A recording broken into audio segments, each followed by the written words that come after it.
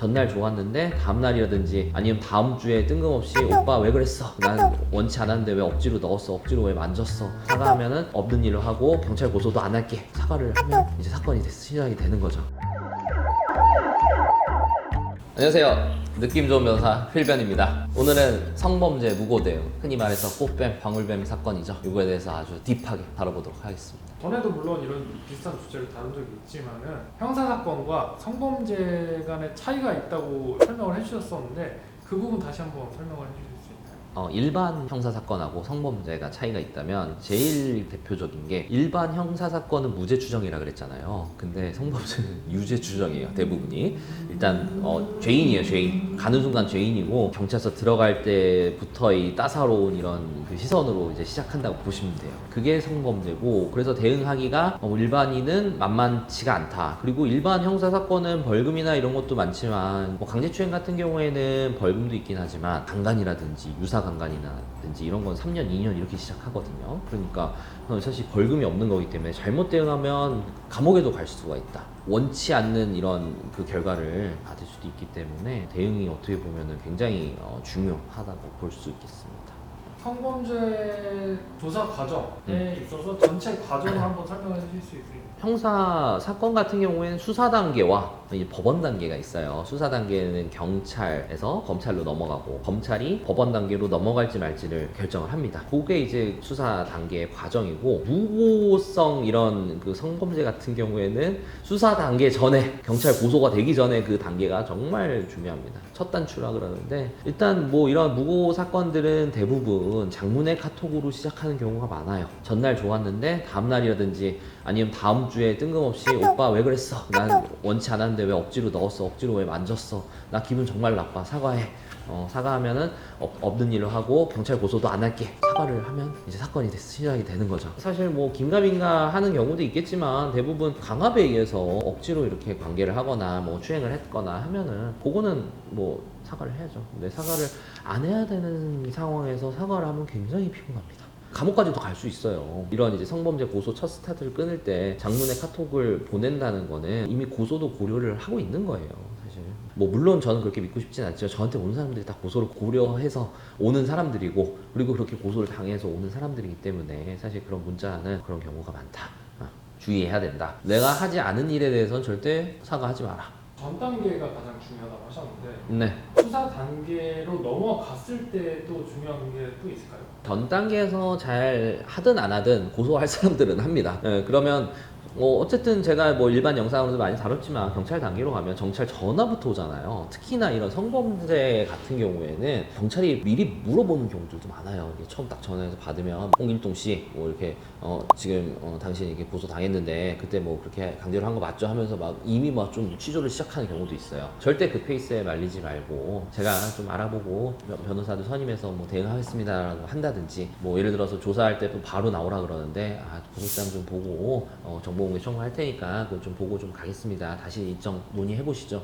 그렇게 하는 게 정석입니다. 변호인은 성범죄는 무조건 선임을 해야 돼요. 무조건 선임을 하고, 억울하면 선임해야 되고, 만약에 내가 잘못을 했다 그래도 선임을 해야 되는 게 상대방이 그 피해자이기 때문에 직접 연락을 못하기 때문에 변호인끼리 하는 게 훨씬 더 좋습니다. 그리고 이런 이제 무고성 성범죄다, 내가 억울하게 고소를 당했는 경우에는 특히나 이제 처음부터 수사 단계 전에 연락이 온다 그랬잖아요. 장문의 카톡. 근데 장문의 카톡을 하고 나서 이제 변호사가 먼저 연락 오는 경우도 되게 많아요. 어디 사무국장 이렇게 해갖고 그게 강간을 하셨는데 증거도 다 있고 어떻게 하실 겁니까? 거기서 이제 막 합의금 막 진짜 저는 몇 억씩 부르는 경우들도 많아요. 보통 몇 억으로 이제 불러요. 보통 절반 깎일 거를 감안하기 때문에 거기서 일단 엄청 많이 부릅니다. 이렇게 많은 사람들은 거기에 이제 문제되는 게 싫으니까 합의를 몇 억씩 주고 하는 경우도 있어요. 합의금 장사하는 로펌들도 있고 한데, 뭐 저희는 그렇게까지는 하진 않고, 일단 요런 그 성범죄 고소 사건이 왔을 때 팩트 체크를 많이 해요. 그래서 무고 가능성이 정말 뭐 1%라도 있다 하면은 절대 맞지 않습니다. 정말 피해자만 하는데, 요새는 피해 호소인들이 진짜 많아요. 예를 들어서 관계 정립을 잘 못해서 우리 무슨 사이야 했을 때 뭐 한 번 잘 사이야 이렇게 하고 이제 틀어지는 경우에 고소되는 경우가 되게 많거든요. 이건 무고를 만약에 내가 억울한 상황이다라고 하면 절대 사과를 안 했다는 전제 하에, 물론 사과해도 저희가 무죄를 만들어 드리는 경우도 있어요. 사과를 안 했다는 상황에서는 대응을 이제 경찰 단계부터 잘해야 되는데, 경찰 단계는 일단 그 스토리텔링을 잘해야 돼요. 그날에 있었던 일을 초 단위, 분 단위로 뭐 편의점에서 뭐 사 먹었는지, 맥주를 몇 캔을 샀는지, 그리고 술자리에서는 뭐 안주를 뭘 시켜가지고 뭐 몇 병을 먹었고, 맥주는 뭐였고, 테라였는지 카스였는지, 이런 것부터 다 기억하셔야 됩니다. 내 진술의 신빙성을 쌓아야 돼요. 그리고 특히나 이런 모텔에 가거나 뭐 오피스텔 뭐 자취방에 데려갔거나 뭐 했을 때 그런 CCTV 동선에 대한 장소를 다 나열을 해봐야 돼요. 장소는 그 CCTV로 연결될 수가 있거든요. 그리고 CCTV는 뭐 보통 한 달, 두 달 가는 줄 알지만 뭐 2주 안에 사라지는 경우도 있어요. 그래서 만약에 정말 나에게 유리한 CCTV가 찍혔을 것 같다, 그러면 이건 무조건 내가 발품을 팔아서 확보를 해야 됩니다. 사정하면 줘요, 웬만해서. 뭐 편의점 알바가 있으면 뭐 주인한테 물어보고 주기도 하고, 뭐 그렇게 다 사람이 하는 일이기 때문에 그 CCTV가 만약에 결정적이다. 내가 봤을 때 우리 그 집 오피스텔인데 아니면 모텔에서 관계하고 나와서 좀 잘 뽀뽀하고 뭐 이런 것도 다 있는데 억울하다 그러면 그런 건 무조건 CCTV 확보해야 되는 거죠. 무고성 성범죄에서 네. 진짜 억울하면은 경찰 연락 받고 내가 어떤 사람인지도 알고 하면은 연락할 수도 있을 것 같아요. 상대방을 상대방한테. 피해자한테 그거는 안 하는 게 좋아요. 왜냐면 그렇게 경찰 고소까지 할 정도의 컨디션이면, 그 피해자의 생각이면, 상태라면 이미 뭐 법률전으로 끝까지 가겠다는 생각으로 했기 때문에 뒤에 변호사가 당연히 있습니다.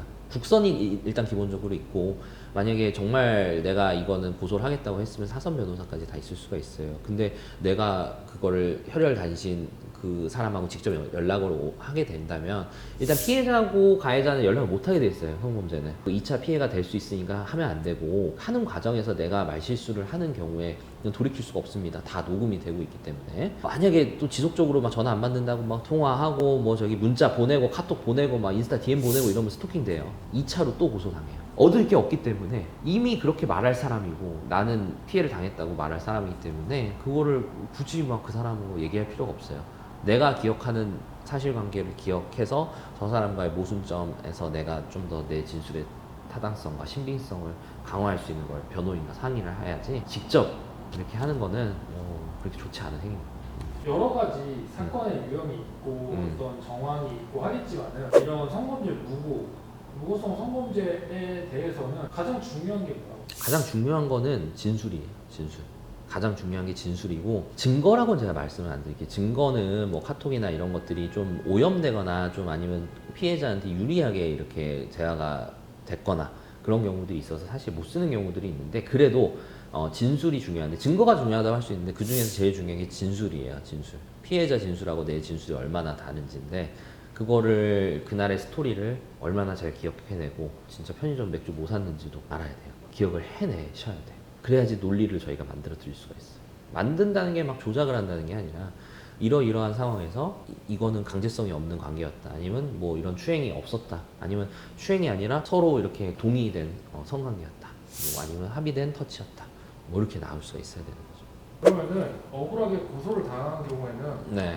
무고로 고소를 할 수가 있나요? 할 수는 있죠. 뭐 동시에 할 수도 있고 한데, 보통은 실무상 이제 그 출사 단계는 거쳐놓고 불송치라든지, 뭐 불송치 되면 피해자가 막 이의신청해서 막 경찰에 가서 불기소를 받고 나서 이제 확정이 되고 나서 좀 무고로 고소하는 경우들이 대부분이에요. 그렇게 좀 도와드리고 있고, 무고는 진짜 큰 죄예요. 무고는 성범죄로 만약에 억울하게 이렇게 고소를 당한 경우에는 상대방이 징역을 살 수도 있어요. 보통 징역으로 시작합니다. 막 6개월에서 1년 나와요. 그건 되게 좀 잘 생각해서 해야 되는데, 요새는 좀 고소가 좀 너무 쉬워진 것 같아요. 보면은 되게 감정이 상해서 고소를 하는 경우들이 많거든요. 그렇게 해서 될 일이 아닌데, 사실 연인간이나 뭐 하룻밤 만남이라도 사실 성인이라면 이제 뭐 책임을 져야 되는 거잖아요. 자기 몸이나 이런 거에 대해서는. 근데 그게 이제 좀 너무 좀 고소가 남발이 되는 게 아닌가, 좀 너무하는 것 같아요. 지금까지 영상이 괜찮으셨다면 구독, 좋아요, 알림 설정까지 해주시고 댓글 남겨주시면 저희가 댓글 달아드리겠습니다. 지금까지 느낌 좋은 변호사 필변이었습니다. 감사합니다.